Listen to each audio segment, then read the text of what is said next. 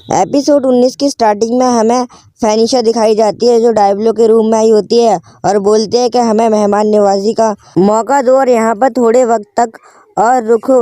Diablo बोलता है कि मुझे यहाँ से ज़रूर जाना होगा। जब भी डायब्लो को लुमाचिना की बात याद आती है, मुझे नहीं पता उन खुदगर्जी इच्छाओं वाले लोगों के रहते हुए कोई चर्च को बचाएगा भी या नहीं उस जिंदा हुए डीमन लॉर्ड से। लुमाचिना बोलते हैं कि मुझे रॉयल कैपिटल वापस जाना होगा, पर डायब्लो बोलता है कि तुम्हारी जान के पीछे तो चर्च के लोग पड़े हुए हैं। अगर तुम वापस जाओगी तो तुम मारी जाओगी, तुम्हें पता है ना।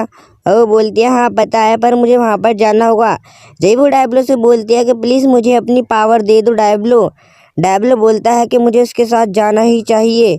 जब भी डायब्लो फैनिशा से बोलता है कि मुझे रॉयल कैपिटल वापस जाना होगा क्योंकि मेरे भी वहाँ पर दुश्मन हैं, उन्हें हराने के लिए मुझे वहाँ पर जाना ही होगा। जब भी फैनिशा बोलती है कि मैंने मेहमान नवाजी की पूरी तैयारी कर रखी है, तुम समझ रहे हो। डायब्लो बोलता है इसका मतलब ये था। जब भी वो डायब्लो से बोलती है तुम्हारा मुंह तो बहुत ज़्यादा कड़क है। डायब्लो बोलता है कि मेरे पास हॉर्न है इसीलिए मेरा सर इतना कड़क है। डायब्लो बोलता है कि मेरा शरीर 150 लेवल का है। जब भी फैंसीना बोलती है कि हम दोनों को फिर तो इसमें बहुत मज़ा आएगा। जब भी वहाँ पर डायब्लो बोलता है कि देखो वहाँ पर कुछ है, एक फ्लैन खड़ा है। जब वहाँ पर देखती है, जब वहाँ से डायब्लो बहुत ही तेज़ी में खिसक लेता है और बोलता है मैं तुम्हारे हाथ कभी नहीं आऊँगा। वो बोलते हैं एक ना एक दिन तुम मेरे हाथ ज़रूर आओगे डायब्लो। और वो वहाँ से सीधा फेल्ट्रा सिटी के लिए निकल जाते हैं जहाँ से वो रॉयल कैपिटल जाएंगे। डायब्लो सोचता है काश क्लैम और इलेडगार ठीक हो बिल्कुल। जब भी सेरेन बोलती है हमने मे चैन को उनका ध्यान रखने को बोला था इसीलिए मुझे यकीन है कि वो बिल्कुल ठीक होंगे। जब भी हॉर्न बोलती है हाँ हम सब तैयार होकर सीधा निकल पड़ेंगे रॉयल कैपिटल की ओर। सेरेन भी बोलती है हाँ हम सीधे निकल पड़ेंगे वहाँ पर। जब भी वहाँ पर लुमाचिना बोलती है कि मुझे फेल्ट्रा सिटी के चर्च ले चलो। जो लोग जिनको वेयर सिटी में मारे गए थे मैं उनके लिए प्रार्थना करना चाहती हूँ उनके बदले, ताकि उनकी आत्मा को शांति मिल जाए और इससे मुझे बहुत ज़्यादा खुशी होगी। जब भी सेरेन बोलती है मैं तुम्हें वहाँ पर लेके चलूँगी। जब भी वहाँ पर एकदम ईमेल आ जाता है, बोलता है किसी लड़की की सुरक्षा की बात हो तो मैं ना हूँ, तो ये तो बहुत ही ज़्यादा बुरी बात होगी। मैं हूँ ईमेल बिल्चेल। ईमेल वहाँ पर अपना इंट्रोडक्शन देता है और बोलता है कि मैं हूँ औरतों का रक्षा करने वाला, उनका दोस्त, उनका साथी। तो वहाँ पर लुमाचिना बोलते तुम्हारा बहुत बहुत शुक्रिया मेरी मदद करने के लिए। जब भी वहाँ पर गिल्ड मास्टर आते हैं बोलते तुम ही क्वेस्ट के दौरान दूसरा क्वेस्ट नहीं ले सकते। ईमेल बोलता है कि ये औरतों की रक्षा का सवाल है। और जब वहाँ पर सरान आती है बोलती है हमें मिले हुए कितना टाइम हो गया। बोलते हैं हाँ रैम सरन तुम दोनों का स्वागत है और डायब्लो तुम्हारा भी। ईमेल बोलता है कि मैं औरतों की रक्षा जरूर करूँगा। जब भी गिल्ड मास्टर बताते हैं कि रेडगार्ड ने पार्ट टाइम जॉब कर ली है कुकीज़ की दुकान में। डायब्लो बोलता है कि ये वो कुकीज़ की दुकान है। वो उसके अंदर जाता है तो उसे देख के डर जाता है और बोलता है कि यही सच में दुकान है। जब भी वहाँ पर रेडगार्ड बोलती है आपका स्वागत है प्यारे ग्राहकों। जब वो डायब्लो को बोलती है डायब्लो तुम यहाँ पर क्या कर रहे हो। उसके बाद वो डायब्लो को देखकर बहुत ज़्यादा खुश हो जाती है। जब भी वो डायब्लो को बताती है कि मैं डीमन लॉर्ड के बिस्किटों के लिए पैसे कमा रही हूँ। जब भी वहाँ पर मे चैन आ जाती है और बोलती है कैसी हो डायब्लो सामा। जब भी वो डायब्लो से बोलती है कि डीमन लॉर्ड की जिंदा हुई खबर से हमारा धंधा बहुत ज़्यादा मद्दा हो गया है इसीलिए मुझे यहाँ पर काम करना पड़ रहा है। फिर वो एकदम से काफ़ी ज़्यादा रिलैक्स हो जाती है। डायब्लो बोलता है ये पागल तो नहीं है कहीं से। जब भी वहाँ पर उनकी बॉस आ जाती है और डायब्लो से पूछती है कि तुम कौन हो। डायब्लो बोलता है कि मैं इनके साथ का हूँ। बॉस बोलती है कि ये आम बेकरी है, पर यहाँ पर जब से ये आई है तो कुकीज़ खाई जा रही है सुबह से और मेरे पास अब इतने पैसे नहीं है जो इसके लिए कुकीज़ बना के ला सकूं। जब वो और बिस्किट मांगती है वो बोलती है तो देखो और बिस्किट मांग रही है। जब लेडगार्ड बोलती है डीमन लॉर्ड ने बोल दिया उसे मारो वरना मैं तुम्हें जान से मार दूंगी। जब भी बॉस बहुत ही तेजी में बिस्किट बनाने पहुंच जाती है। डायब्लो बोलता है इस जगह की शांति इस दुकान पर निर्भर करती है। जब भी उससे क्लैम चैन बोलते हैं कि तुम घर वापस लौट आए। डायब्लो बोलता है नहीं अभी मैं सफर पर हूँ, हमारी अगली मंजिल रॉयल कैपिटल है।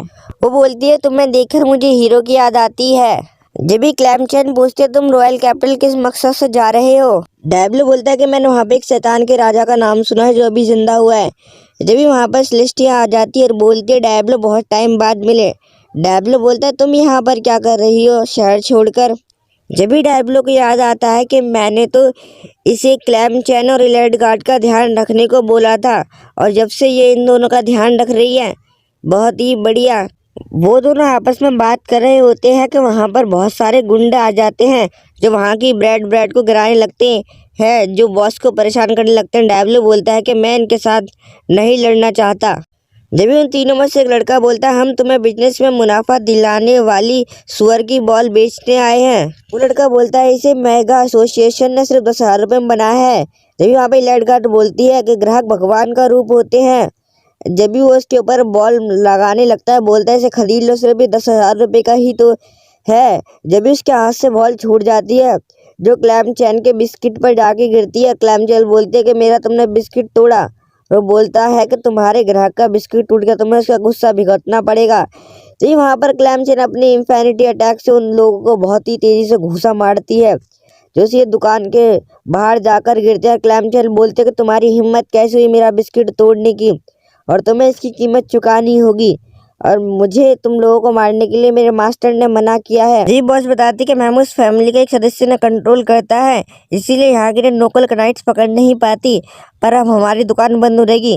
क्लैम चैन ये सुनकर बहुत ज़्यादा परेशान होती है, बोलती है मैं लेकिन बिस्किट कहाँ से खाऊंगी। ये बोलते हैं मैं लोगों को बिल्कुल भी नहीं छोड़ूंगी। जब भी इस ग्रुप का लीडर सॉरी बोल रहा होता है, बॉस मुझसे गलती हो गई, मैं अगली बार बेच कर जरूर आऊँगा। उसका बॉस बोलता है तुम किसी काम के नहीं हो, नाकारा। और हमें बाहर डायब्लो दिखाया जाता है जो फ्लेम बस्ट का इस्तेमाल कर रहा होता है उस दरवाजे को तोड़ने के लिए, और वो बड़ी आसानी से दरवाजे को तोड़ भी देता है।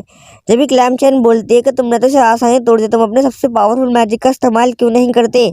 डायब्लो बोलता है मैंने अगर उसका इस्तेमाल किया तो ये जगह राख में बदल जाएगी। डायब्लो पूछता है क्या तुम उसी एसोसिएशन के साथ हो।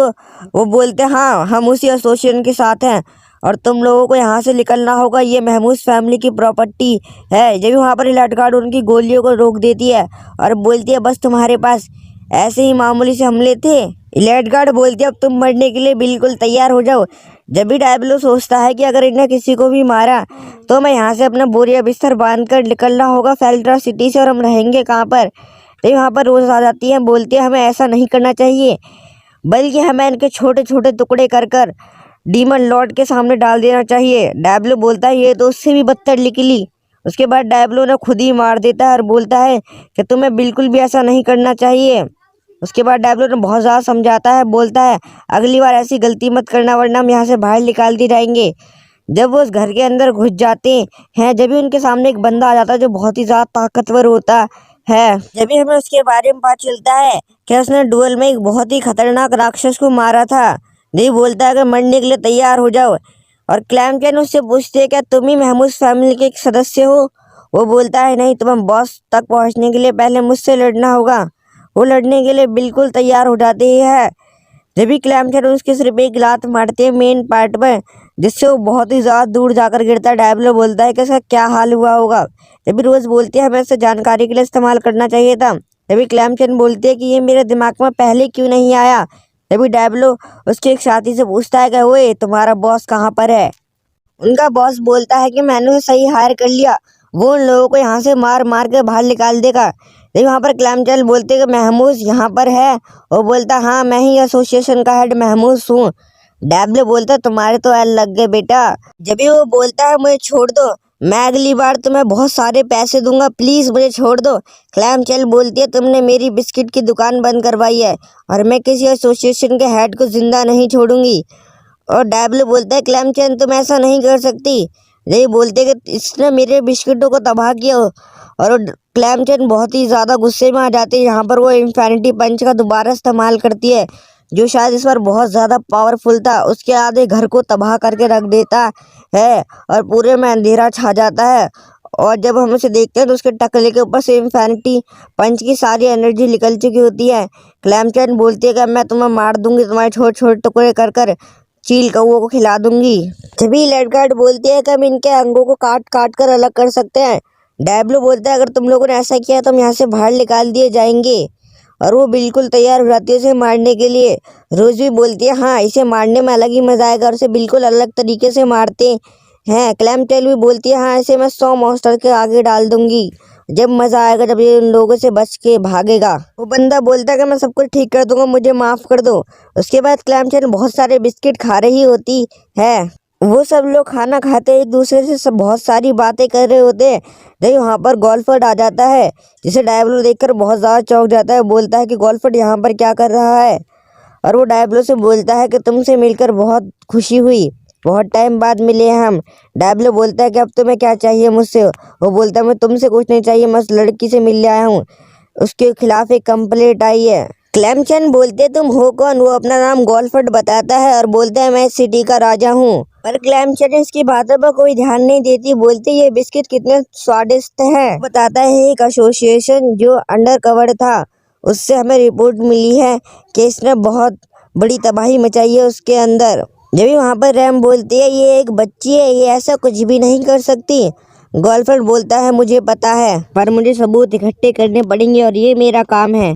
वहाँ पर जब भी बेकरी की ओनर आई होती है जो क्लेमचंद से बात करना चाहती हैं और बोलते हैं कि आपका शुक्रिया जो आपने महमूद फैमिली को हराया और मेरी बेकरी को बचाया, इसके लिए मैं आपको बहुत सारे बिस्किट खिलाऊंगी, इसीलिए मैं आपका बहुत बहुत शुक्रिया करने आई हूँ। उन्होंने मुझे कुछ पैसे भी दिए आपको बिस्किट खिलाने के लिए, क्या आप अगली बार वहाँ पर तबाही ना बचाएं।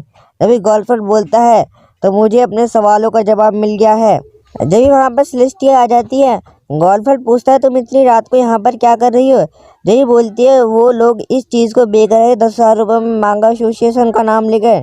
तो वहाँ पर गोल्फर्ड बोलता है वो तो वहाँ पर कुछ लोग बहुत ही अच्छा गाना गा के नाच रहे होते हैं, क्लेमचंद का शुक्रिया कर रहे होते हैं और बोलते हैं कि क्लेमचंद ने हमारी दुकानें वापस लौटाई और हमें बचाया भी, इसलिए बहुत ज़्यादा खुश होते हैं।